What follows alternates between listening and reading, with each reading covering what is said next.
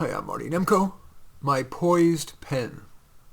My pen is poised, occasionally poisoned. Examples.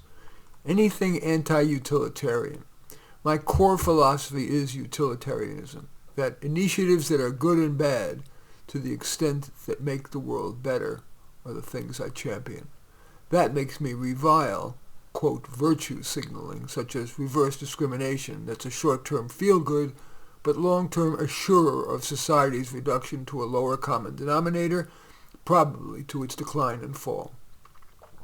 For example, this morning I saw a mother with her 7-year-old son. It looked like she was trying to make him look gender ambiguous. Very long hair, unisex, loose, gender-neutral gray and black clothes, which quite matched the mom, except for the mother's heavy chain emanating from her baggy old jeans pocket.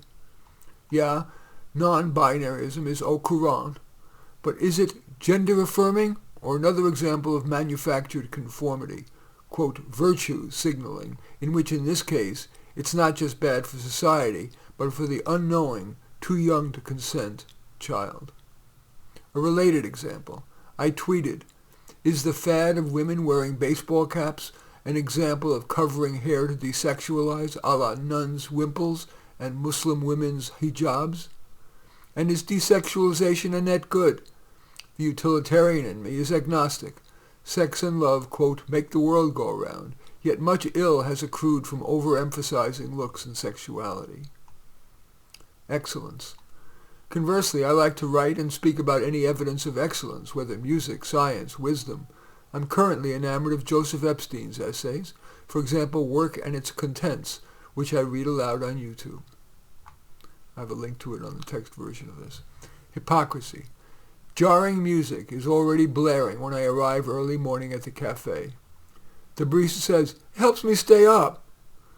Her t-shirt blares community, yet she cares not a whit about the customers who come to relax, work, and chat.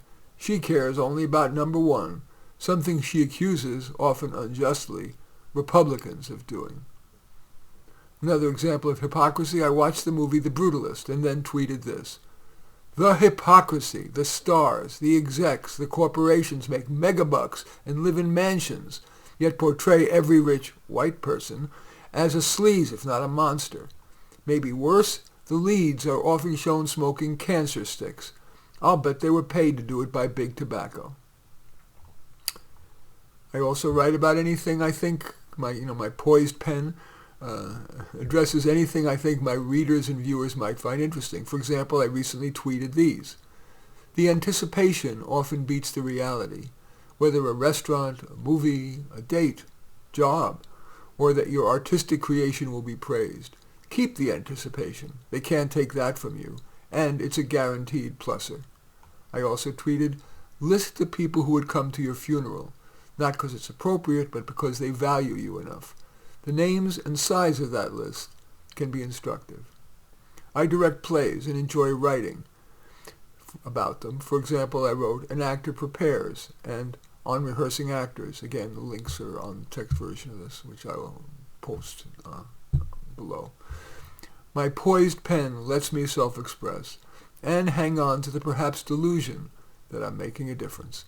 In any event, that's my poised pen. As usual, I welcome your thumbs up and accept your thumbs down.